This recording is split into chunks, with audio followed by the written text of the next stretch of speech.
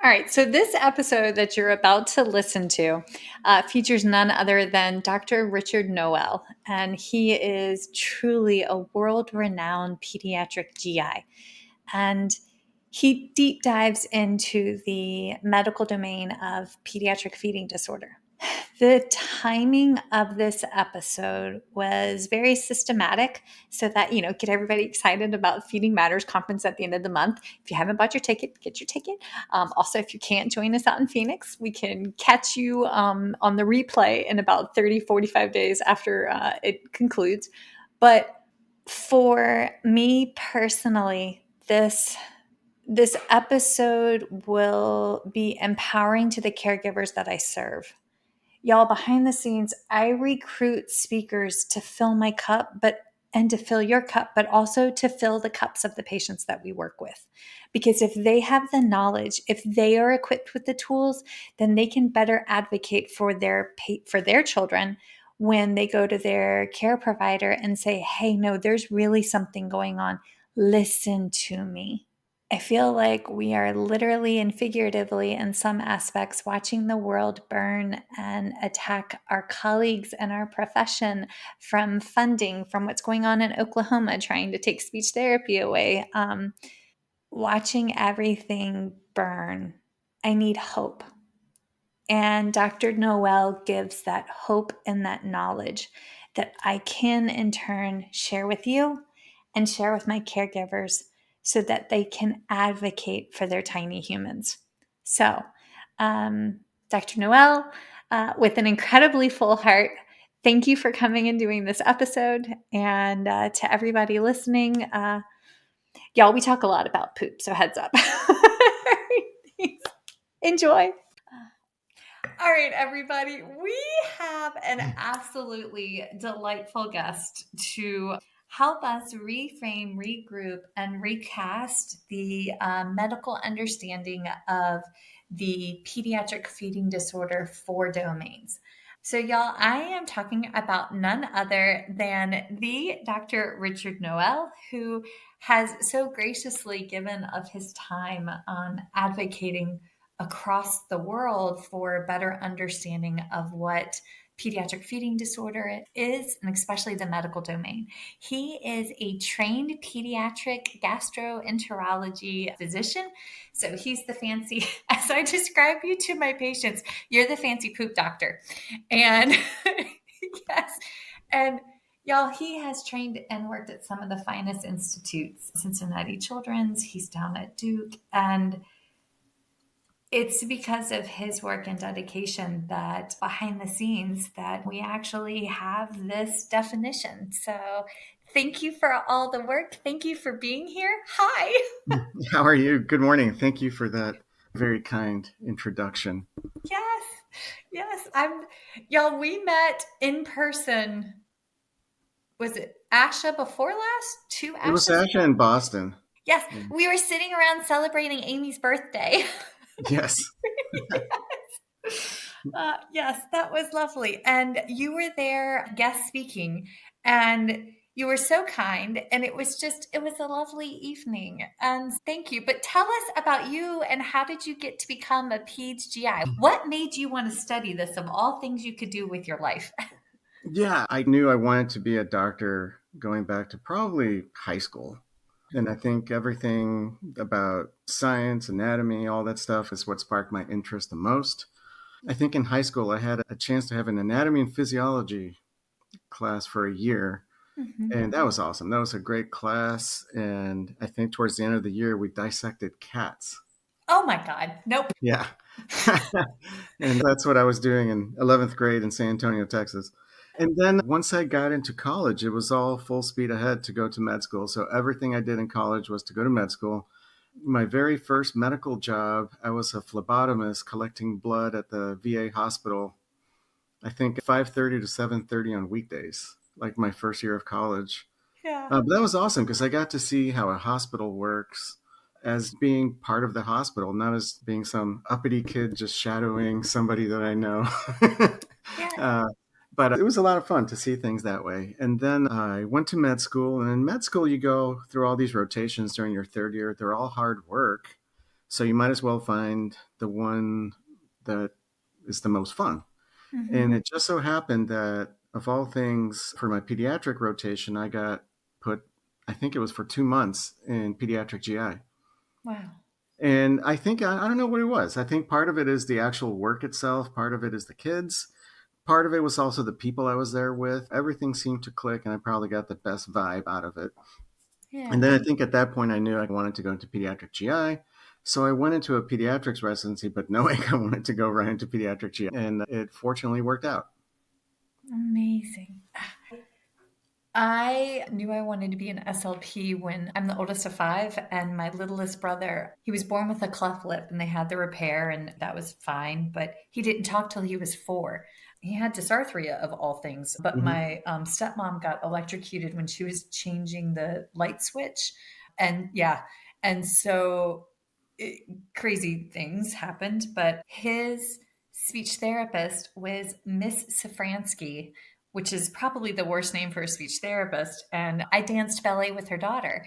And so watching her teach my little brother to talk at 4 was just awe inspiring to me at 12. And I was like, I'm going to do that. I'm going to be a speech therapist. And then I took my very first dysphagia class and was like, no, that's what I'm going to do.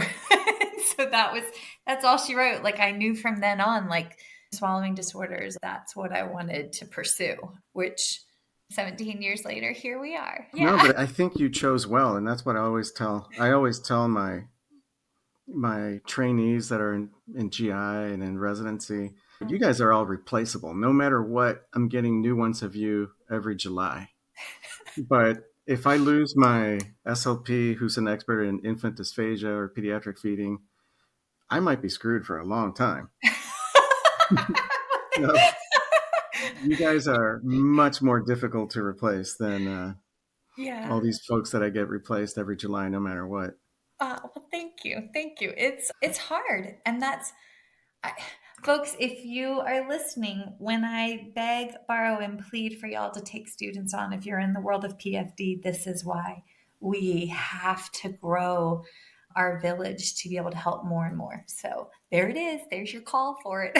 Yeah, But thank you. yes, okay. So we have behind the scenes, y'all. What you don't know is that bloody hell, we've tried recording this a couple of times, but it's always been one thing or another, and always on my end because this is how the universe works. And he's been gracious enough to reschedule a couple of times. But I really want to part and parcel apart what the medical domain for PFD is. And folks, friendly reminder, there's 4. We have medical, we have psychosocial, feeding, and nutrition. And I got to be honest, after moving to Virginia, and working where I work, it's very rural. It's Stanton. We're over in the valley. Absolutely beautiful. But our closest GI is UVA or VCU. So Mhm. my babies are having to drive anywhere from 90 minutes to 45 minutes to get to one of them. The medical domain is not well understood by this rural community. The PFD term is not well understood by this rural community. And as speech pathologists, we have to be so careful when we're listing out signs and symptoms of so that we don't, everybody stays in their respective scope of practices. But can you talk me through what you think of when you think of the medical domain for PFD? Yeah, I think in general, when we're dealing with PFD, we're probably dealing with a little bit more a younger, more medically complex population. So it's very preemie heavy, things like congenital heart disease, syndromes, different types of neuro impairment, and just like random developmental delays. So we're always thinking about medical things that go along with those. So Mhm. the big 3 that we always think about are number 1, control of growth. You have to be growing. No growing equals no development, nothing gets better. So growth is number 1 priority beyond any acquisition of skill or anything like that. Number 2 is going to be managing upper GI tract issues where there's like reflux, vomiting, and thinking about those and how can we best improve those. And then the third category is going to be airway and lung concerns. Whenever there's dysphagia with aspiration, you always have to be cognizant about doing no harm, but at the same time, being able to utilize those pathways to get them to improve. So it's striking a fine balance between using it as safely as possible. And then on top of that, there's a few other little add ons, things like about augmentation of appetite, management of constipation, those like little kind of add ons. But those big three things are the big ones. It's like nutrition, upper GI tract issues, and airway. Yes. Okay. So then I get occasional pushback on the nutrition component, especially when their weight might be gaining, but we're eating maybe 3 foods. Like case in point, I have a little girl on my caseload right now who eats P.F. Chang's lo mein noodles, Mm-hmm. one other chicken nugget, and drinks meal shake supplements periodically. That is literally all that we consume. And our growth, we are a robust individual because we're eating high calorie. But I worry about the tiny elements like vitamin D, protein. Mm-hmm. Are we actually getting nourished? So, what guidance do you have for clinicians and caregivers when they come back and they're like, yeah, they eat McDonald's chicken nuggets and that's it?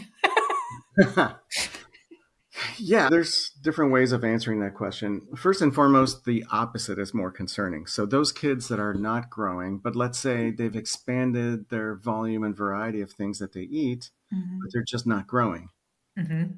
that's not sustainable.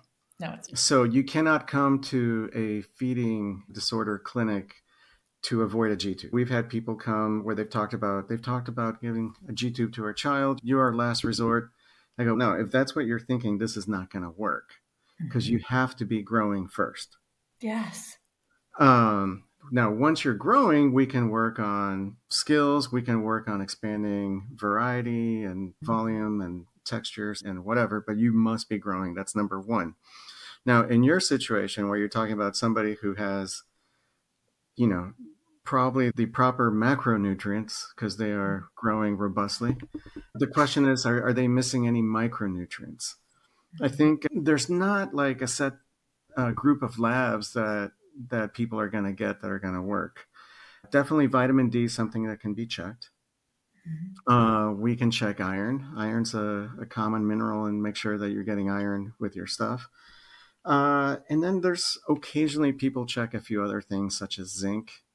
But then as you go down the road, those small micronutrients, the labs become a little bit less relevant because it's questionable how reliable they are. And if you're going down that road, you might as well just supplement. So we will see our dietitians just recommend a multivitamin, and multivitamins come in every form.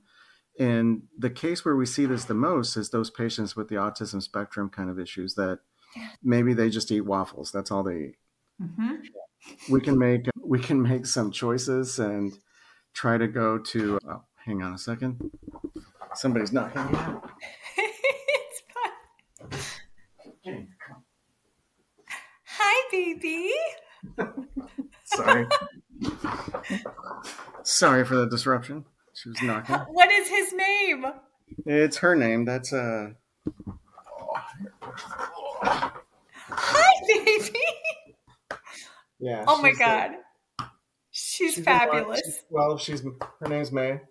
Here's Dog. And her name is Dog. Oh, perfect.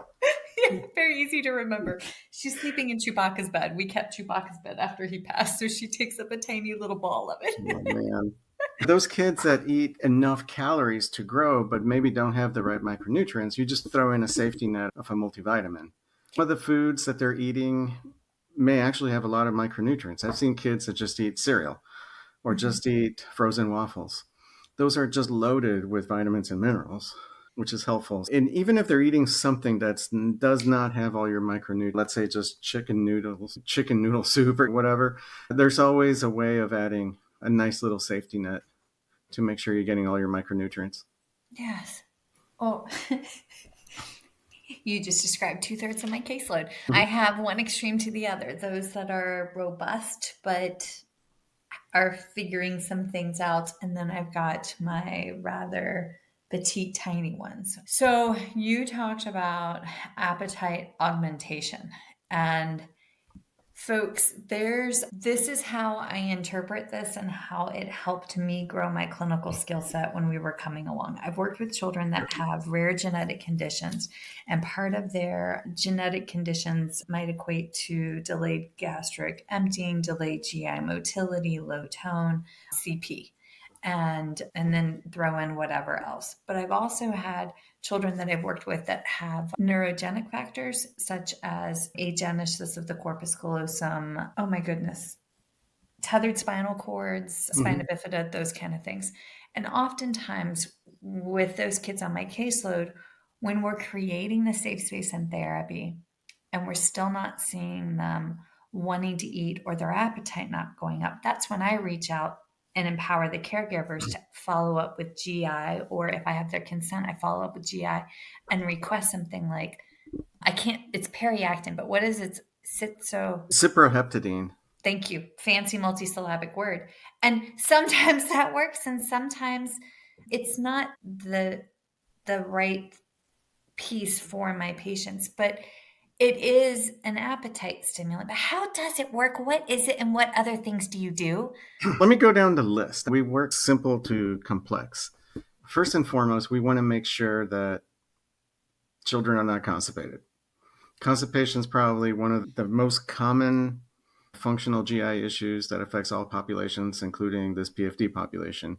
What happens if they are constipated? Anytime you eat, there's signals from the brain going down to the intestines to move things down. And if things are not moving, that's when children are going to feel cramping, which is Mhm.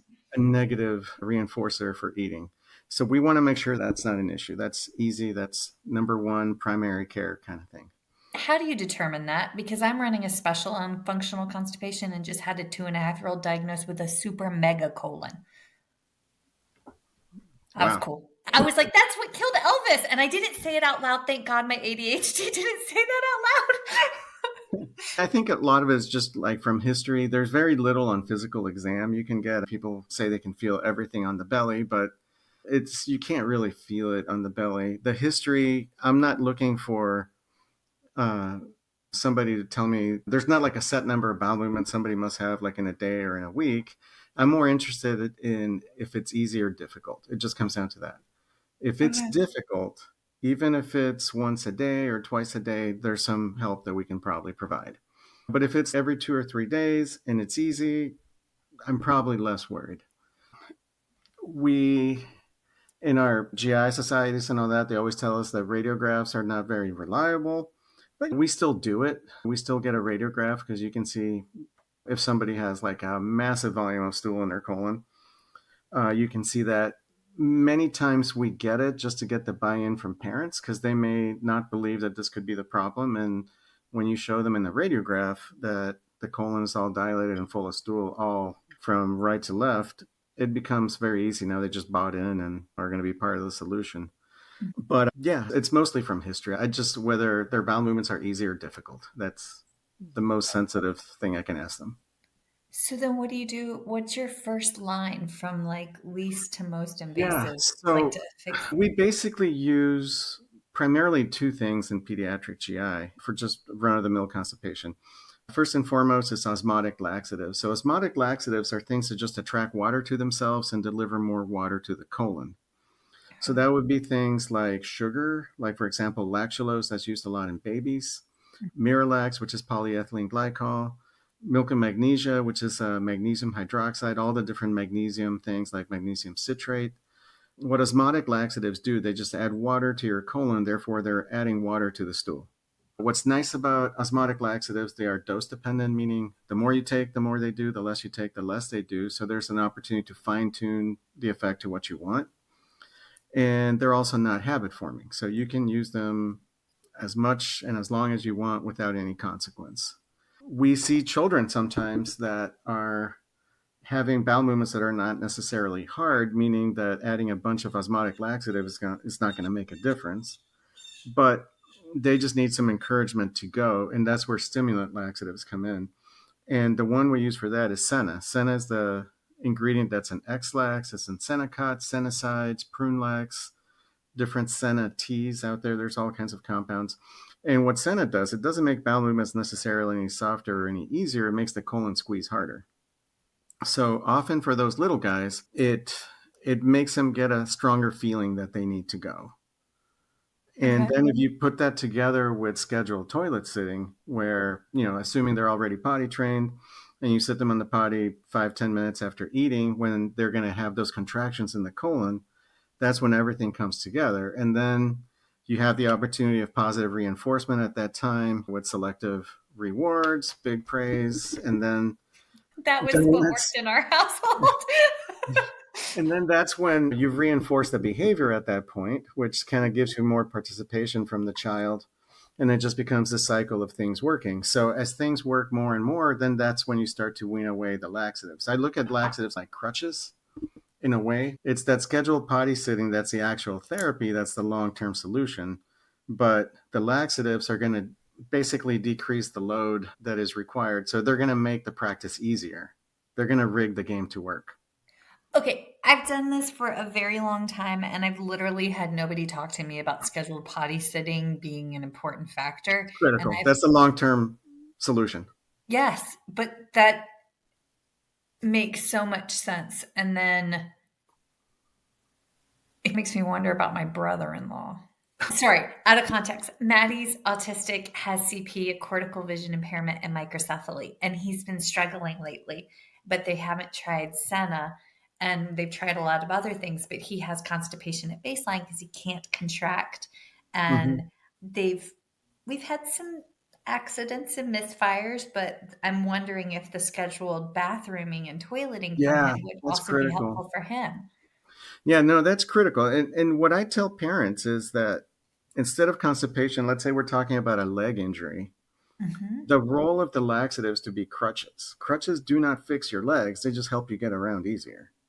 Yeah, What fixes your legs is physical therapy, where you're going to get stronger, learn better mechanics so that the same problem doesn't happen again. That's the scheduled potty sitting. So your laxatives are crutches, and the scheduled potty sitting becomes like the long term therapy, both physical and behavioral.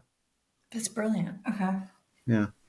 All right, I'll call Graceland when we're done. Yeah, but basically that's just like the basic for Yeah, most people are going to do well with that. Once you get into kind of more complex problems, there's other solutions. Folks who are prone more to withholding, there's Botox injections into the rectal muscles to prevent withholding, 4. 2 to 3 months, but it can Okay. make a huge difference in those kids who are really prone to withholding. And then as you get more medically complex, there's many other places that this goes, but we're talking about probably 1% or less of patients at that point. Yeah. Most run of the mill patients, just with osmotics and a stimulant laxative and scheduled toilet sitting, is basically all it takes. Yeah. But anyway, so that's number one at augmenting appetite.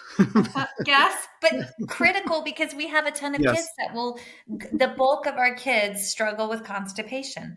And that's and what I find is that in the medical domain for my patients, it's often not just one. Like you said earlier, there's often like also a comorbid airway component, but Mhm. like a lot of them come with the complaint of straining on the toilet or crying when they're stooling. And Yeah, it's totally that's addressable heartbreaking. and it impacts feeding, which is the issue. Yes. So that's number one. So 2A and 2B are going to be all the stuff your grandmother always told you. And she was right. 2A is going to be everybody sits at the table together when it's time to eat. Uh-huh. And 2B is going to be you instill good ideas about what's good and what's not.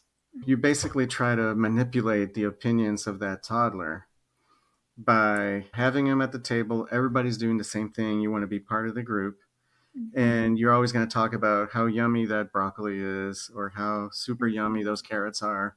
And everybody's eating it and everybody's liking it. You're basically trying to bamboozle them into having the right opinions. If they are not coming to the table with everybody, they're not going to get that social component of that social reinforcement of what happens with feeding. And also, coming to the table assumes that there's a regular schedule, which also leads us to avoiding grazing. Grazing is the enemy of appetite. Kids Mhm. who are grazing are going to eat enough to not be hungry, but not really enough to grow. Satiation. Yeah.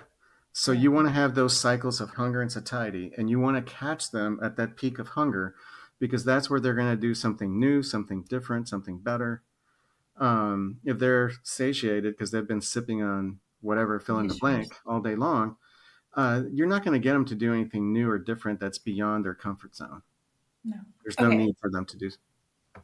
So, clinically, what that looks like for the speech pathologist, if you're listening to what he's saying, a day in the life of me for home health when I did home health before we moved back to Virginia, I would time my patients that had overnight feeds. I wouldn't see them first thing in the morning because they were still satiated. They had just finished an Mhm. 8-hour pump feed. You want to time your therapy or your intervention when they're most hungry. Another component to this, getting everybody to the table, everybody, I highly recommend, and I've recommended it before, something called FGRBI.com, Family Guided Routines Based Interview.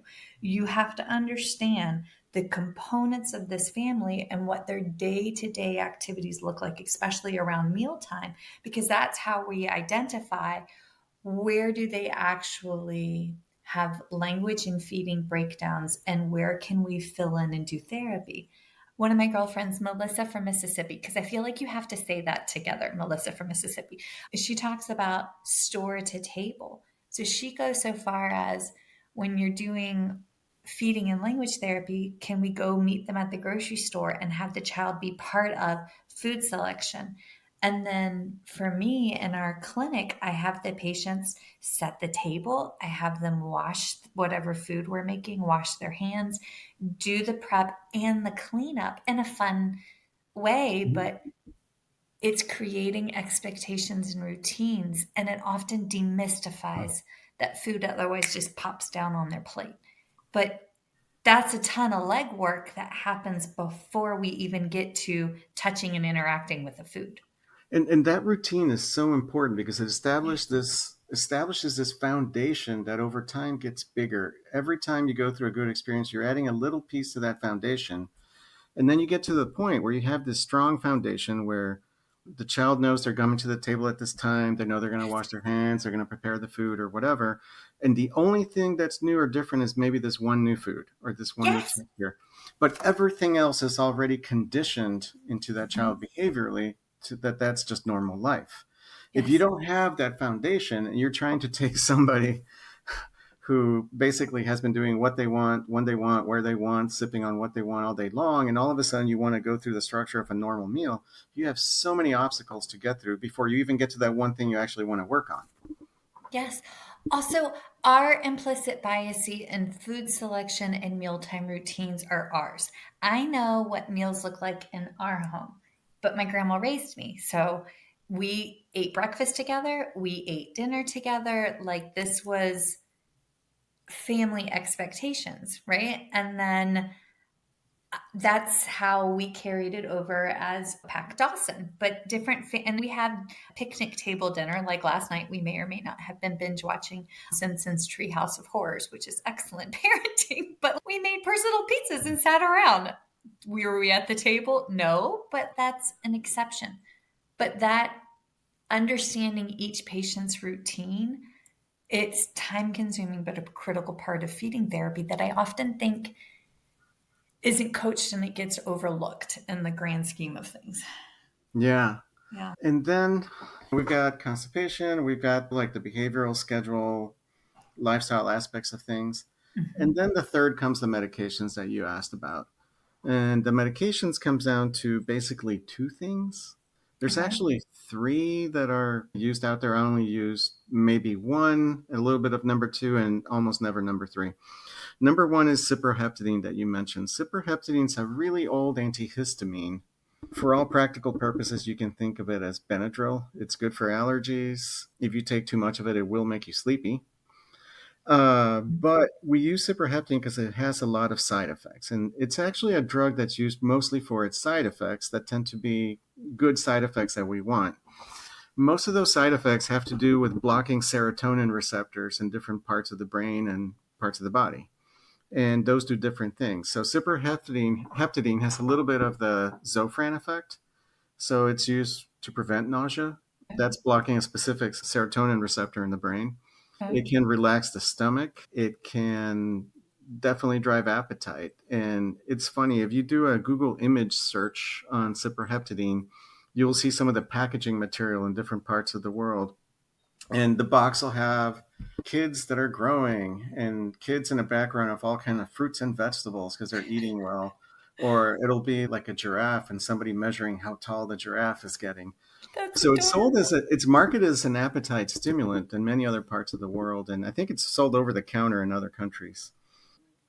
So it's an antihistamine that has anti-serotonin side effects, which is its magic.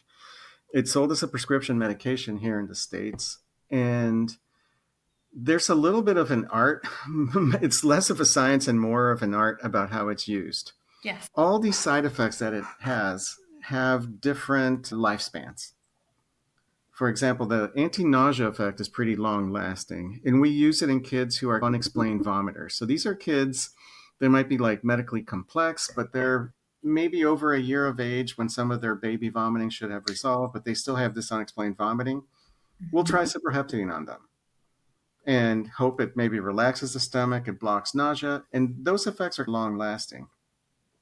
The appetite stimulation effect is not long lasting. That effect goes away over time. So people use it differently. I myself learned we use it twice a day, 2 weeks on, 2 weeks off, 2 weeks on, 2 weeks Mhm. off.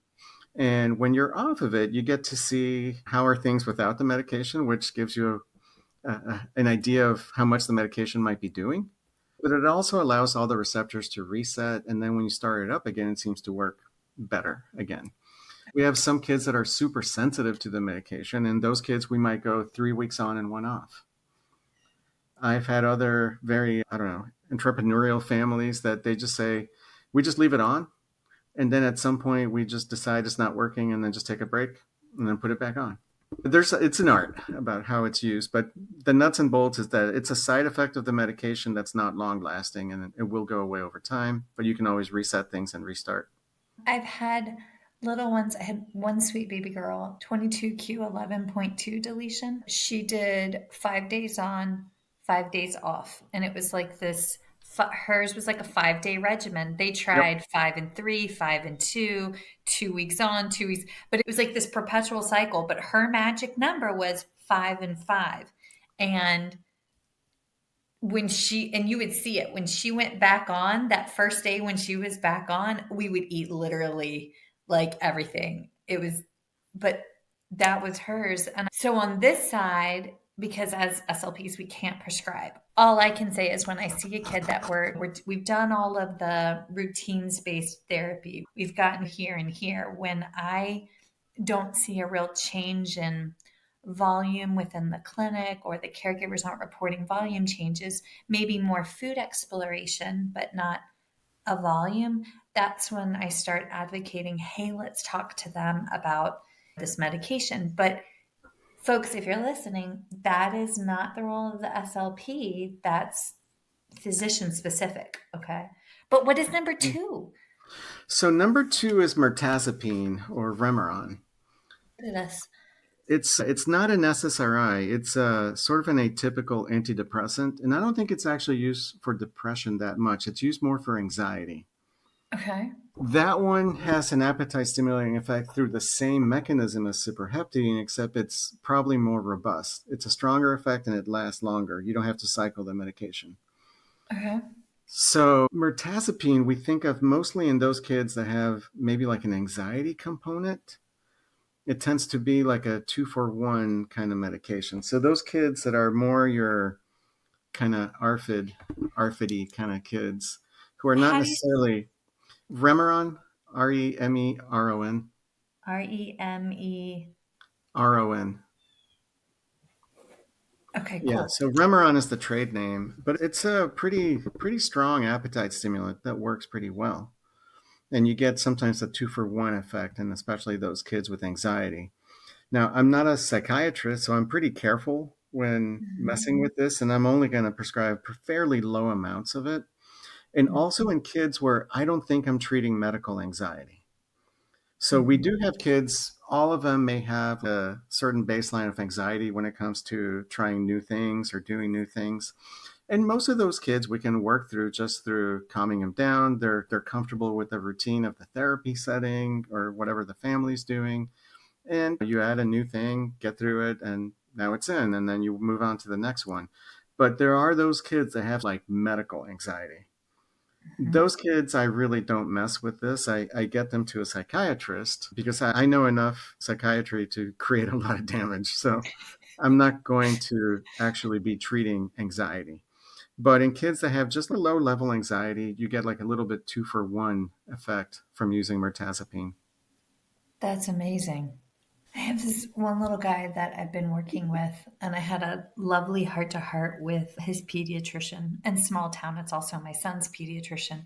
And I was like, this puppy doesn't need me. I was like, I was like, I know he came to me with PFD. It's the quote unquote referral reason. I was like, but we don't need me. We need actually psychiatry.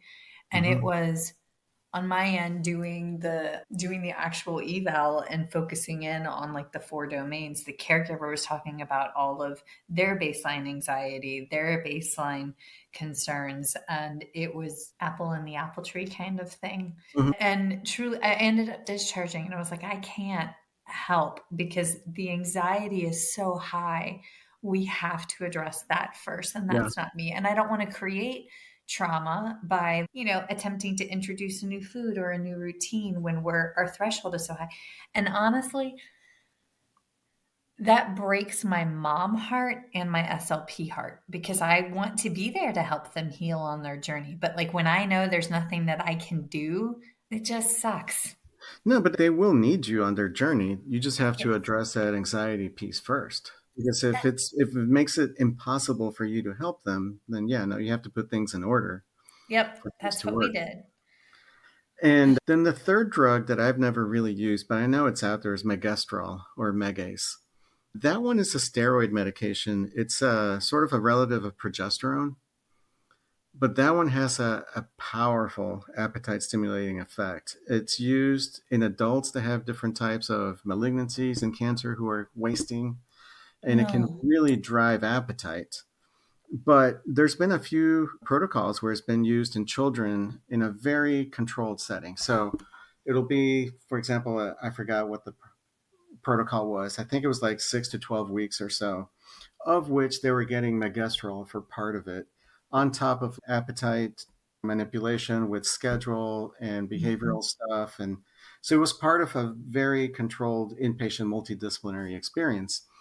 In those settings, it seems to work pretty well because it can give you a powerful kickstart to allow the other things to sink their hooks into the. But I don't think that's a medication that should be used for routine stuff in mhm, outpatient settings, especially when ciproheptadine is so safe. mhm, Ciproheptadine, we start using it very cavalierly right around a year of age or so. I generally don't like to use it in infants. It's not because we know there's anything bad, it's just that we don't know. mhm. But starting about 1 year of age, I think people are very comfortable using ciproheptadine very safely. Mirtazapine, again, is also reasonably safe. You just have to make sure that you know what you're treating. You're treating a little bit of an appetite boost, and you're not actually trying to treat anxiety that's out of my my Our my lanes. lane. It's not in my lane. But yeah, Megestrol, I have not found a reason to dabble with it. Huh. You've I just had a dad joke play out in my head and went, but I was like, you gave me food for thought. And we're talking about feeding, but I'm going to claim that as a mom joke. Okay. But I've got my Yeah. notes here because I'm going to call a pediatrician back to say, oh, by the way, when we're making a referral to UVA, let's talk about X, Y, and Z. Because Yeah. yeah. Oh, I love these talks. Every podcast goes 14 different ways and I never know which way it's going to go, but I learned so much. So yay. Okay. So after constipation, there was the other things that are lead GI contributing factors. So you're Yeah. talking about like So it's upper going to be GI. the three big ones are going to be growth. Hmm. So making sure you're getting the sufficient calories. That's where appetite manipulation came in and managing constipation. It's all basically to help drive growth. The other part of that is what are you actually eating? Are you getting the right mix of calories and your micronutrients and all those things? Because again, if you're not growing, nothing else matters. The second category was managing upper GI tract. things. So that's going to be like reflux and vomiting. And in some ways, I think that's probably the least understood one. There are misconceptions, and not just outside of pediatric GI. There's some people in pediatric GI that I think have misconceptions. I'm sorry, Basically, everything you didn't say that you just said with that smile was just yeah, like, yeah. that reflux and vomiting in the first year of life is physiologic. There is not anything we can do about it short of getting bigger. So you get longer, you get upright, it tends to go away on its own. One of the things that, I just almost quit fighting is the use of acid suppressants in babies. I think there are very limited indications, and they have to do more if you have big airway problems. Okay. As an infant, medically complex infant, yeah, you probably should be on some kind of acid suppressant. If you are critically ill in some kind of other way, sure, be on acid suppressants. But if you're just like a healthy puker out there in the community, there is no benefit you are getting from these medications. So your acid suppressants, whether they be the PPIs, Nexium and Prilosec and Protonix, or the H2 blockers, which we have Pepcid now, they don't stop reflux or vomiting. They stop acid production. You're Mm-hmm. still going to reflux and vomit the same amount of stuff in the same way. It's just that it's not going to be acidic.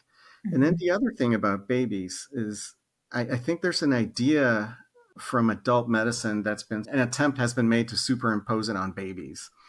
When babies are throwing up, it's just milk in, milk out. Nothing nefarious happened to that milk in those 5 minutes that it was in before it came out. We don't see erosive esophagitis from reflux in babies. That's just not a thing. The idea of those medications, if you are an adult who has reflux disease, potentially with lifestyle issues that potentiate that, whether it be like diet or horrible sleep hygiene or whatever it might be, you are going to have acid sneaking up into your esophagus and sitting there at night, causing erosions, and then you have heartburn and things like that. That doesn't happen in babies. That has nothing to do with babies. These medications have little, if any, role in most babies that we're dealing with out there.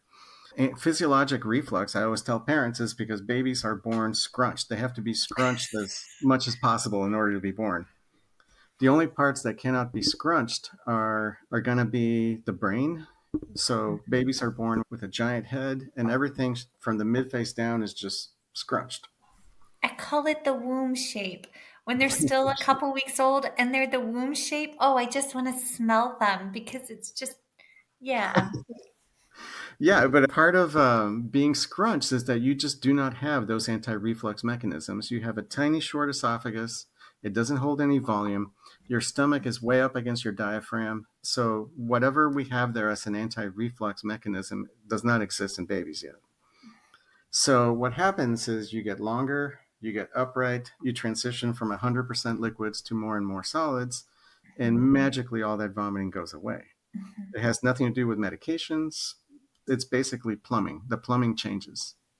Um, to me, and I don't have research to support this, just clinical observations. My babies that have really good OTs and PTs that I'm working with that are working on tummy time and improve their head control, those babies that are improving in that skill set, I have seen it improve them keeping their foods down. But they're also the ones that seem to grow longer and stronger quicker. When I'm thinking of Paul, I worked with an OT that was as big as the door and he could palm a baby. He was a former Marine. He was the funniest little peds OT you ever saw in the world because he was a beast. But he'd get in there and palm them on a basketball or yoga ball, and they made so much improvement. But yeah, Hmm. Yeah, no. So growth is the key to everything because with growth, you're going to get development and then all that stuff that you and all the people in your field work on basically is able to happen. yeah. So, yeah, if you need acid suppressants for whatever reason, we might do some studies to make sure you don't have eosinophilic esophagitis that's mimicking as reflux or vomiting. We Mhm. might do contrast studies to make sure your intestines are laid out in the correct anatomy. Sometimes we move outside of the GI tract, make sure you don't have anything going on with your kidneys or your brain that's contributing to vomiting. That's where your doctor has to come up with ideas to what is it in the GI tract or outside of the GI tract that might be playing a role with vomiting or reflux. What is an abdominal? I almost said abominable. Abdominal migraine, not the abominable snowman, but Yeah, I heard abdominal about migraine. that. I've never worked with anybody who had it. Is it a real thing? It is. There there's the spectrum of things that are GI, and there used to be what we call like the voodoo corner of GI, of things that are real but they're difficult to explain. For example, there's entities like chronic appendicitis lives there. It's something that we see on occasion, maybe, but it's complete voodoo. We can't tell you anything about the biology of why or how. There are two cyclical GI disorders that kind of are adjacent to that category. One of them is called cyclic vomiting syndrome, I've heard of and the other this. one's called abdominal migraine. What the two of them share is that they are cyclical, meaning you are either well, then all of a sudden you're broken. And then you go back to being well, and then you're broken. And the duration between spells is highly variable. Could be every few weeks, every few months, maybe less than that. And the symptoms, when they happen, they're very dramatic. So, cyclic vomiting syndrome is the most dramatic. That one has a stereotypic pattern where usually the very early hours of the morning, the child will know something's going to happen. They start to feel overwhelming nausea, and then we're off to vomiting, retching, dry heaving, vomiting some more, dry heaving some more. Eventually, go to sleep and wake up, and we're back to normal as if nothing happened. And abdominal migraine, similar, but without the vomiting and nausea, is probably more just severe abdominal pain. Is They're it thought to be neurologic? related to migraines. Okay. So we do see personal family history of migraine disorders in those families.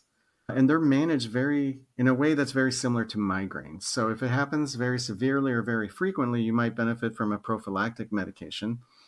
So that would be something that you take every night with the idea that over time you're going to have less, if any, of these spells. For the younger kids, ciproheptadine is the migraine preventer. But Okay. as folks get a little bit older, we start using amitriptyline. Sometimes for abdominal migraine, people use Topamax or topiramate, which is a seizure medication. So that's for prophylaxis. We also have abortive medication if you happen to fall into a spell. The cyclic vomiting people, Zofran is the mainstay there. IV hydration tends to make a big difference also if needed. For the abdominal migraine, I do see some role for my patients with that. They go to neurology and they get some of the triptan medication that's used for migraines. Uh-huh. Can potentially be helpful, but also IV hydration tends to be helpful also. We don't know the cause of this, which is very difficult to manage. And the other thing is that they're diagnoses of exclusion, meaning there's not a test for these. Most of the diagnosis comes from the history. Does it fit this pattern? And also making sure that it's nothing different. So there's a few imaging tests that might be done. There's some labs that could be done. And if everything else is ruled out and the story matches up, then yeah, hey, you have abdominal migraine and this is what we should try. That's wild. Oh, I'm so grateful that my tiny humans are healthy.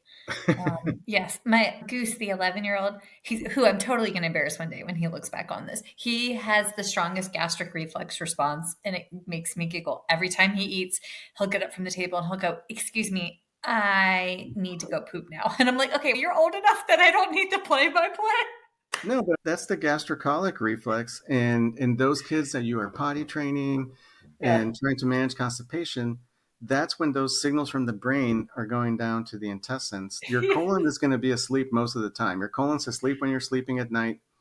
It wakes up in the morning when you wake up, and it also wakes up after you eat. Otherwise, it's asleep. Go, cannot wait.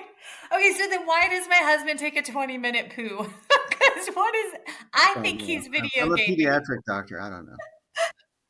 Yeah, so that's the sort of like reflux and vomiting side. And then the third thing is going to be the airway issues. And that's where we work a lot with you guys, work a lot with Mhm. ENT and pulmonary medicine. When I was training at the beginning, if somebody was aspirating, They just said, hey, you can't be eating. You're going to die. You need a G tube and nothing by mouth. Mm-mm. And that was up to the early 2000s that was Mm-hmm. seen.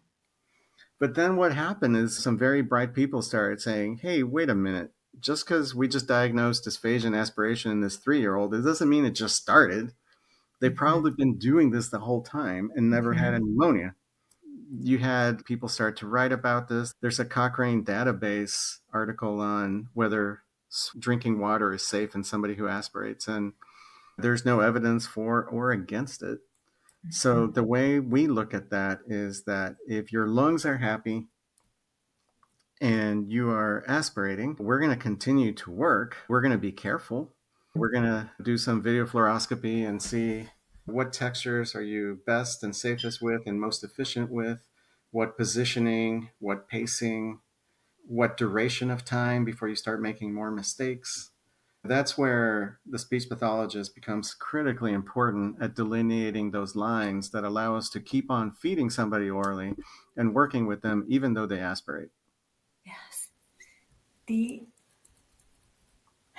and that's something on the speech therapy side.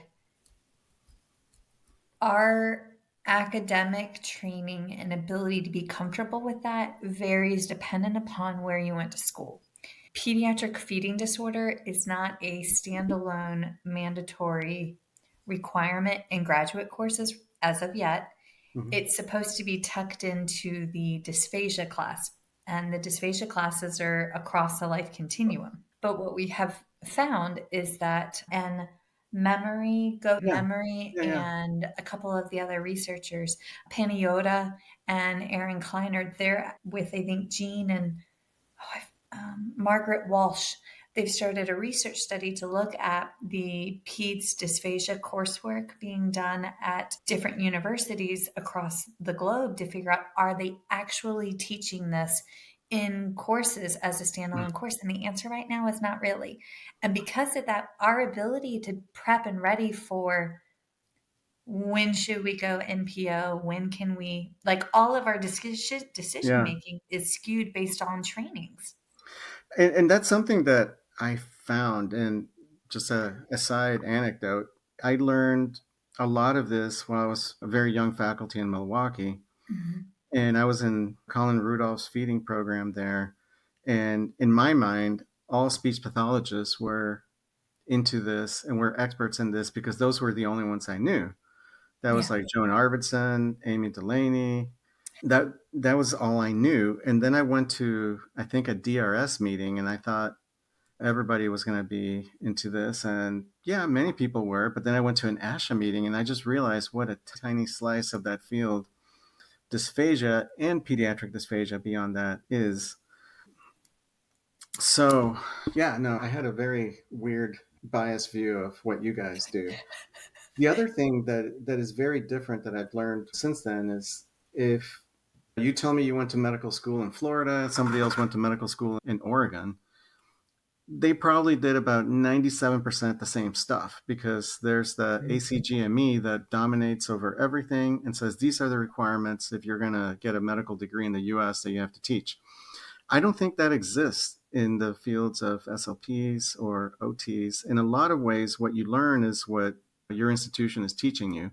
Here, I know at UNC there's a strong program. Jamie Thompson's the speech pathologist I work with. She went trained at UNC, and I know they have a very strong presence there at ASHA and with pediatric feeding, and she is excellent. But I also know there's other speech pathologists that have to learn this later on their own, maybe by Mhm. going to seminars, and which makes it difficult for me as a consumer of speech services in the community because I don't know who is trained in this, much less who is interested in this.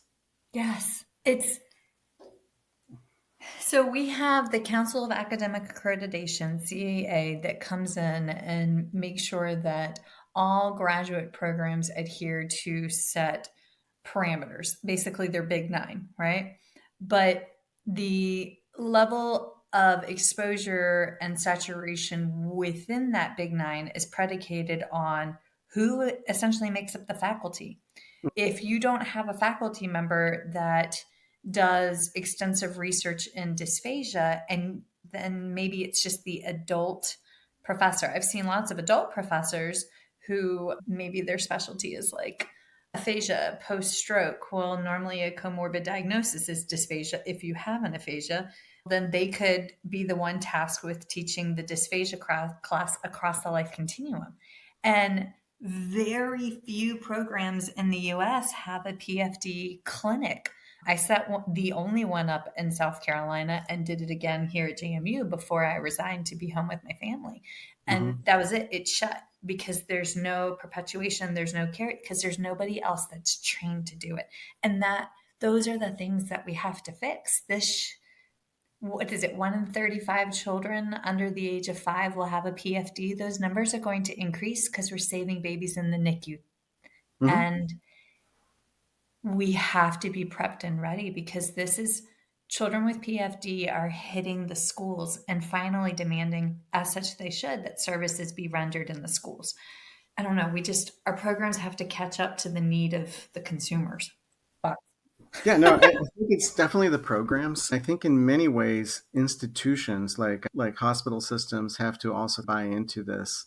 The Cadillac model for this kind of stuff is these multidisciplinary programs where you go in there and they're going to have nursing, dietitian, physician, speech and or OT and Mhm. psychology, maybe even social work all Mhm. rolled in there. But that didn't just happen because somebody decided, hey, let's just do this. No, the institution had to be interested in that because it's expensive. It's expensive to get going. Now, once you get it going, it seems to be able to pay for itself through Mhm. basically the care you deliver, the services that you utilize. But it's something that if the institution is not interested, it's not going to happen. So, yeah. To me, that's where we have to be good stewards of our community. And I remember when we were looking at coming back to Virginia, my grandma kept telling me I just needed to come home because the valley needs this. And 10 years later, she went alive when we finally moved back. But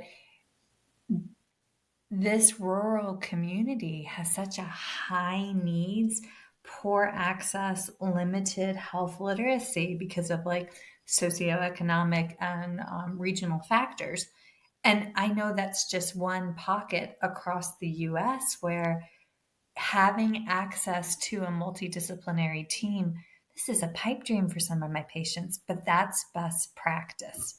And it's just 14 different thoughts for advocacy after. To close the loop, you're right. It is not every site can have the optimal huge discipline. And then it puts us in our field back with collaborating closely and having the intimate conversations with the pediatricians because they help start it.